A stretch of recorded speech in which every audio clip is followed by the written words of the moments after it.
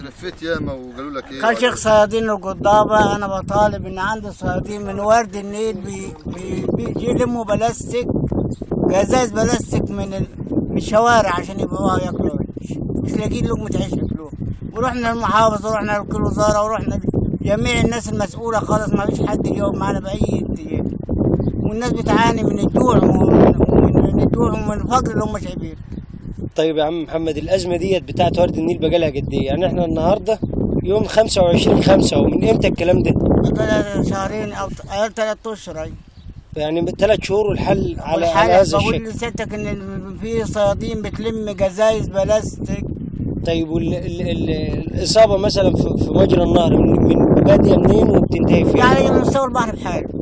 على مستوى البحر خالص، وما فيش أي واحد مسؤول بيجاوب أي خالص. ورحنا جميع الاتجاهات كلها خالص، يعني ما فيش أي واحد بيسمع لنا خالص.